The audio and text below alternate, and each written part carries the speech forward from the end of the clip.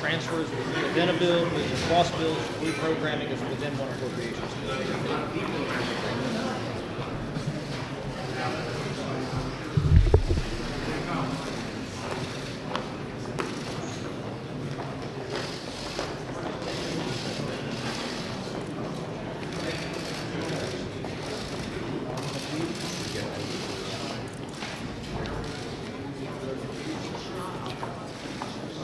Where are you?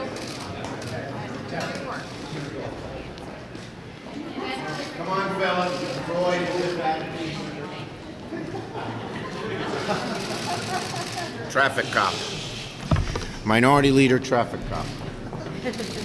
Okay, it's great to be here, and I first want to commend the great work done by the three folks behind me, Senators Leahy and Durbin and Tester. You'll hear from them shortly, but they did a great job on the conference committee.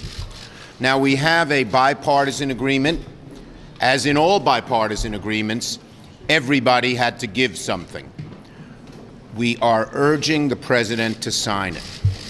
The president should not make the same mistake he made a couple of months ago when there was a bipartisan agreement and he wouldn't sign it and caused the shutdown.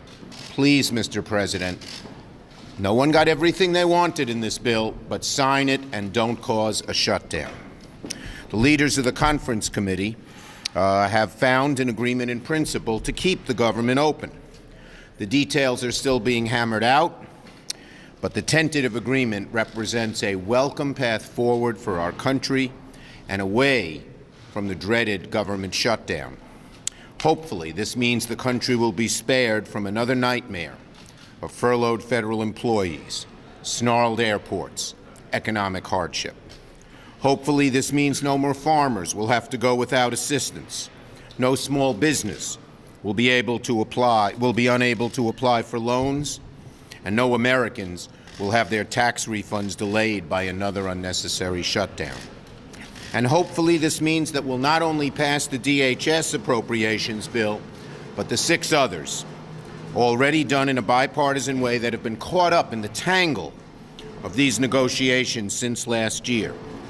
Each of these bills contains support for programs to help the American people, money for infrastructure, housing, to combat the opioid crisis, and more.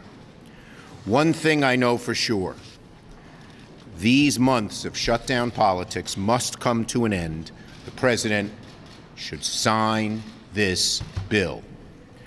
We have a bipartisan proposal to accomplish goals. We haven't seen the fine print yet. The parameters are good.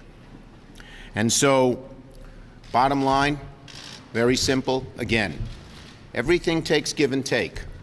And anyone who says, unless I get all my way, no way, is doing a real disservice to the American people. Senator Leahy. Thank you, Leader. My first term in the Senate, I joined the Appropriations Committee. I was struck by the fact that it was a committee where Republicans and Democrats tended to work together, trying to find what was best for the country. And I've seen over the years where that and some other committees, it's moved away from that, which is a shame. We determined on this, as we did last year in passing out virtually unanimously all the appropriations bills, we showed that Republicans and Democrats could work together. I think no one expected something as irresponsible as the government shutdown, which has cost the American taxpayers over $10 billion, getting nothing by it, and it made people unable to pay their rent, their doctor's bills, their hospital's bills, lose their cars, have devastation at home. We definitely don't want to do that again. So the last several weeks, we have worked quietly, Republicans and Democrats together. This past weekend, as the negotiations went on, I had a feeling we could reach somewhere.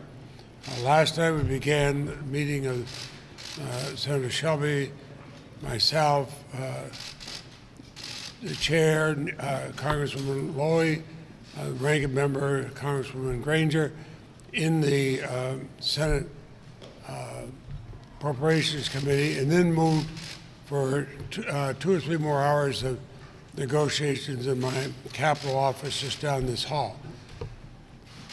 Everybody had to give something. But what we wanted was the American people to come out. And we do have very good security. We believe in strong border security. But we want realism, not rhetoric. A wall that will eventually be paid for by Mexico, of course, is not something that's going to happen, and everybody knows that, no matter how much the president has said that. But what things do work, having ability to inspect trucks coming through, where most of the drugs and contraband come from, doing the technology that our own Border Patrol tell us they need more than walls, they'll do that. In places where fencing or walls may work, we got the money for that. We put together a good package. And remember, there are 6 other bills involved. Everything from opioids to paying for veterans care on through. Let's be grown-ups in both parties. Let's get them passed. Senator Durbin. Thanks, Chuck. For 35 days, we said to the president the following: if you will put an end to this government shutdown, we will sit down at a table and negotiate this issue. We kept our word. As soon as the president lifted his shutdown, we sat down for serious, bipartisan negotiation. It reflected the reality of the moment. So many spending bills hanging in suspense, the prospect of another shutdown, and the reality of Congress, a divided Congress, with a Democratic House and a Republican Senate. We went forward realizing that under those circumstances, neither side would get everything that they wished. We have a compromise. There are parts of it that I'm not happy with. I wish we'd been able to achieve more, but that's what happens when you sit down and do a bipartisan compromise. Let me tell you the elements that I am proud of. First, the fact that Democrats made it clear from the start that we believe in border security, and we talked about the needs of technology on the border. America knows we're facing the worst drug crisis in our history. We know that over 90% of the narcotics coming in from Mexico come through ports of entry. We said from the beginning, bring the technology, the scanners, the x-ray machines that will stop or at least slow down the flow of these narcotics, and we have included it in this compromise agreement. This is a proposal, starting with the Democrats, embraced by the Republicans, which is real border security to address a real threat to America in the drug crisis we face today. The second thing that we insisted on and worked with the administration on was humanitarian assistance. Sadly, 2 little children came to our border and died before they could receive the medical assistance they needed. As one person said to the administration, that hadn't happened in 10 years. We don't want it to ever happen again. So there's money in this compromise for humanitarian assistance, such as medical supervision for those who do come to our border, to make sure they are treated in a humane way. Let me close by saying this. President Trump's statement at the State of the Union address relative to immigration and those who are immigrants to this country, sadly, was a fear-mongering, hate-mongering approach to the people who come to this border, many of whom are just seeking a better life, as many of our ancestors did before us, many of whom are not trying to violate the American legal system. They're trying to see if there's an opening in that system for them to become part of America. Most are turned away, but they come here in search of this country as our fathers and grandfathers did before us. We need to recast this conversation when it comes to immigration, to recognize that the president's approach, the Steve Miller approach, does not represent the best of America. It represents the kind of division that does not bring us together as a nation and does not acknowledge the heritage which makes us one of the greatest nations in the world today. Senator Tester. Thank you, Leader Schumer. I think what we've seen happen over the past 12 days or so is Republicans and Democrats coming together, and both the House and the Senate coming together and passing a significant step forward on border security. A lot have been talked about, a negotiated process and compromise, and that's a fact.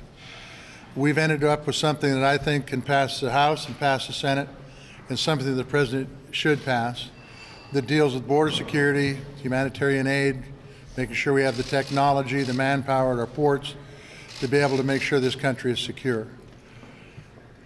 I would tell you that this is a reason to celebrate, but the fact is that finally, for the first time in a while, Congress has done its job. And we've reached compromise to push this country forward. Now, we need to get it passed through the House and the Senate, and the President needs to do his job and sign the bill. Thank you. Okay, questions? Yes. One president long said that additional barriers along the southern border are unnecessary. What makes it necessary now? This is the exact same thing we asked for when Leader Pelosi and I went into the White House on December 11th, 1.375 for fencing and other types of barriers with the same language we had in 2018 and 17, which says only technologies that have been used before can be used again. We've always been for fencing, but this doesn't allow for a concrete wall of any kind. Leader Schumer, the president says he's unhappy with the bill, but he's adding to it. What's your understanding of what he means by that? We don't know what he means by that, but the one thing we all feel for sure in this, I agree with Leader McConnell, he ought to sign the bill, not cause a government shutdown. There are great limits on what he can do and cannot do, and we'll have to see what he means. Senator Schumer, do recent comments from freshman Democrat Congresswoman Ilhan Omar represent a growing change in the Democrat Party's historically pro-Israel stance? I don't believe so. Every single senator, every single one opposes BDS, and her remarks were reprehensible, condemned by the vast expanse of the Democratic Party, and she correctly apologized. Back to the question about the appropriations. We hear a lot about transfer authority, though. Is there a limit on what you think is acceptable for the president to move money around without a congressional blessing, and if that starts to eat into other priorities? Well, he'll have to determine if he wants to try to move it around, whether he wants to take back on Coast Guard cutters or FEMA or something like that. He can't raise the caps. And as for moving around the money, he needs congressional permission to do it. It was done in the past by President Obama and President Trump, but the Republicans controlled the House and gave him the okay. He doesn't have the authority to do it without House permission. And I don't believe you can talk to Chairman Lucille Roybal-Allard, and I don't think she has said she wouldn't give him that permission. Yes. Senator Portman has a bipartisan bill with Senator Feinstein that would help Congress take back power to prevent tariffs on autos, and Senator Toomey has a bipartisan bill with Senator Warner, similar lines. Do you think either of these or some combination of them should do it this year? Well, I don't know. I have to study those bills. I can tell you this, that the president's tentative agreement with Mexico and Canada lacks enforcement authority on both labor and environment, and unless it gets that enforcement authority, he's going to have trouble getting a lot of Democrats to vote for it. Last one. Senator McConnell said a few moments ago that he plans to bring up the Green New Deal resolution for a vote. What's your reaction? My reaction is the first question Republicans should answer is, what is their answer on climate change? What are they going to put forward? Thank you. Thank you.